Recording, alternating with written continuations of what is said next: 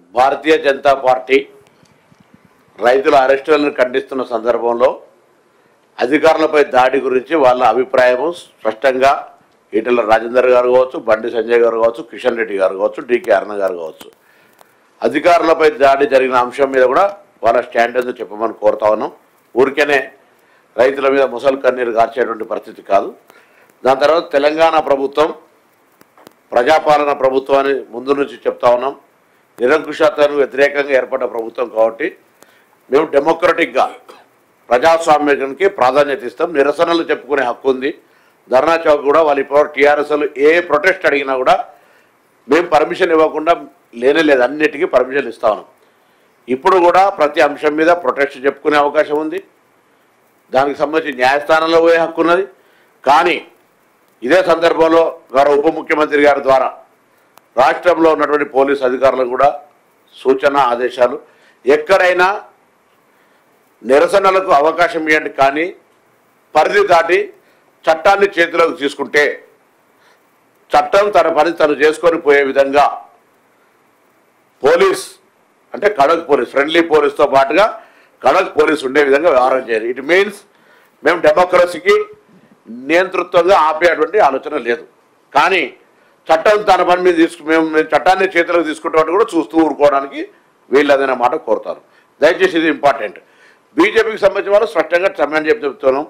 తర్వాత కేటీఆర్ గారు అధికారుల దాడిని ఖండించకపోగా సురేష్ మా పార్టీోడే, ఏం చేస్తారు చేయండి అంటున్నాడు.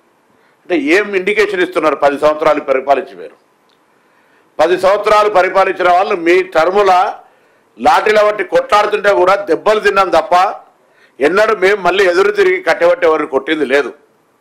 అది మల్లన్న సాగర్ కావచ్చు, లేకపోతే ఇతరత్ర అనేక వందల అంశాలు ఇంక్లూడింగ్ ఇవాళ మీరు చెప్తున్న ఫార్మాసిటీకి సంబంధించిన అంశం కావచ్చు.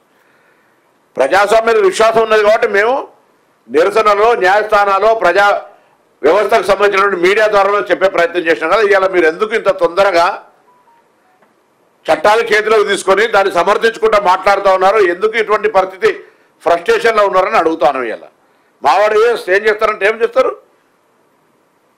మేము వీధి రౌడీలేని కాదు.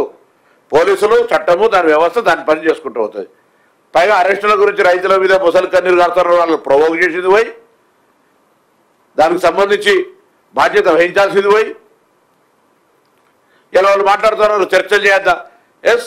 అరే ఒకవేళ ఆ కొడంగల్కి సంబంధించిన అక్కడ పెట్టేటువంటి పరిశ్రమకు సంబంధించి ఏదైనా అభ్యంతరం ఉంటే కేంద్రంలో అధికారంలో పార్టీ ఎంపీగా డికే అరుణ గారు రిప్రజెంట్ చేయాల్సిన అవసరం ఉండే. ఎన్నడూ అంశం గురించి మాట్లాడలే.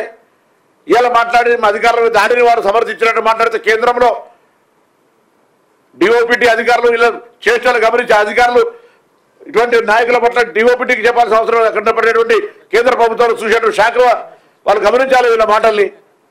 కాబట్టి ఒకటే అంశం, శాంతి భద్రతలకు భంగం కలగనంతసేపు ఏ నిరసనలైనా మాకే అభ్యంతరం లేదు ప్రభుత్వానికి. శాంతి భద్రతకు నిరసన కలిగిస్తే తప్పకుండా చర్యలు ఉంటాయి.